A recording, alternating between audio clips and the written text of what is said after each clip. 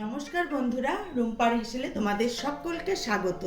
আমি আবার চলে এসেছি নতুন একটি রেসিপি নিয়ে। আমার আজকের রেসিপি শাপলা ভাজা। তাহলে চলো দেখে নেওয়া যাক আমার এই আজকের রেসিপিটি। শাপলা ভাজা করতে আমার যা যা লাগবে, এই শাপলা আগে থেকে আমি কেটে ধুয়ে জল ঝরিয়ে নিয়েছি। লাগবে আমার কালো জিরে, কাঁচা লঙ্কা, হলুদ, লবণ, আর লাগবে নারকেল কোড়া। নারকেলটা আপনারা খুবই মিহি করে কুড়িয়ে নেবেন, তাহলে রান্নাটা ভালো হবে। এবার আমি কড়াই বসিয়ে দিয়েছি, তেল গরম হয়ে গেছে। এখন আমি দিয়ে দেবো সামান্য কালো জিরে। এই রান্নাটা একদমই খুবই সামান্য উপকরণ দিয়ে আমি তৈরি করব। এবার আমি সামান্য একটু হলুদ দিয়ে দেব, যেন শাপলাটা ছাড়ার সময় তেল না ছিটে আসে। এবার আমি দিয়ে দেব নারকেল কোড়া।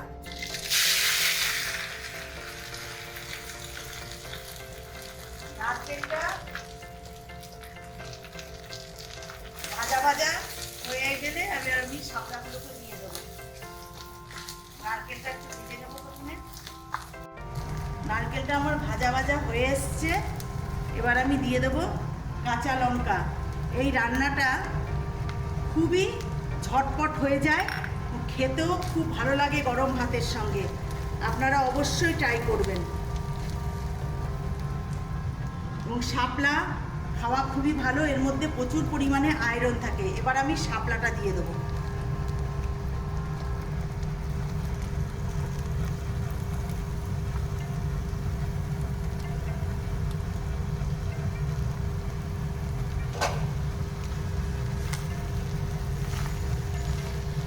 আর দিয়ে দেবো এর মধ্যে আমি সামান্য হলুদ।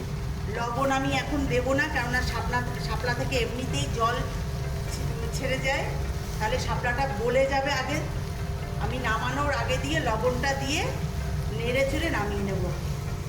এখন দিয়ে দেবো আমি এর মধ্যে হলুদ।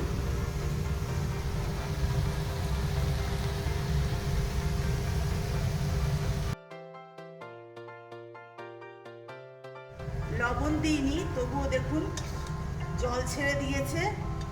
এটা এখন আমি এই জলটাকে আমার প্রথমে টানাতে হবে। জলটা টেনে গেলে তারপরে আমি লবণ দেবো। এই শাপলা অনেকে অনেক রকমভাবে রান্না করে।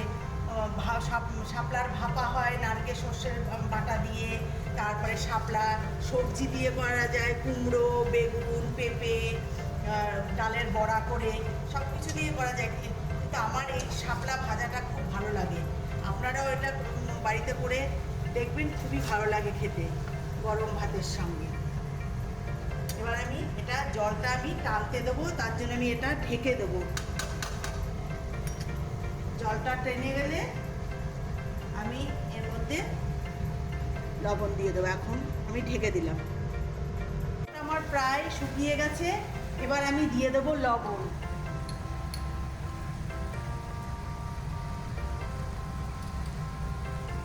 লবণ দিয়ে দিয়েছি।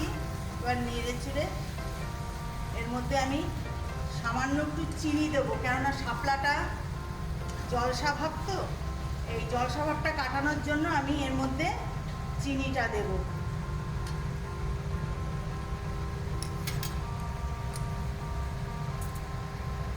চিনি অবশ্য সবাই খায় না তরকারিতে, কিন্তু আমি এই শাপলার মধ্যে দেবো, কেননা এটা জলসা ভাবটা তাহলে কেটে যাবে।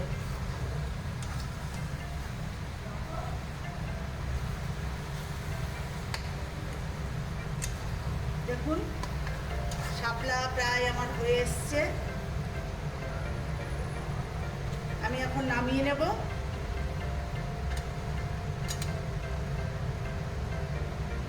আমি শাপলা। গ্যাস আমি বন্ধ করে দেবো। এখন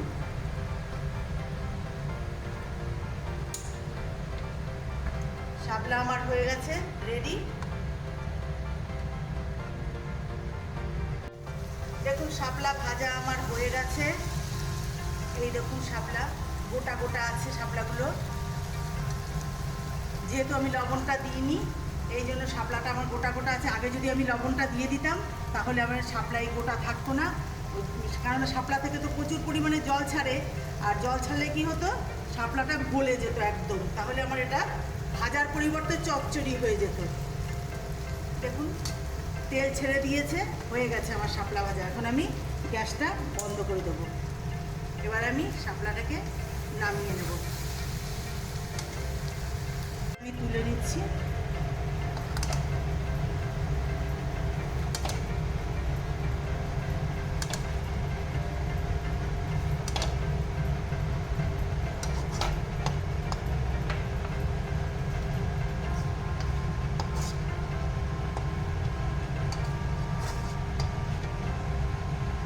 এই দেখুন শাপলাগুলো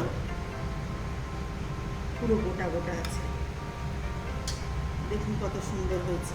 তাহলে বন্ধুরা আমার এই শাপলা রেসিপিটি তোমাদের যদি ভালো লেগে থাকে লাইক শেয়ার কমেন্টস করো, আর আমার চ্যানেলটিকে সাবস্ক্রাইব করে আমার পাশে থাকো। তাহলে আজকের মতো এই ভিডিওটি শেষ করছি। ভালো থেকো, সুস্থ থেকো, নমস্কার।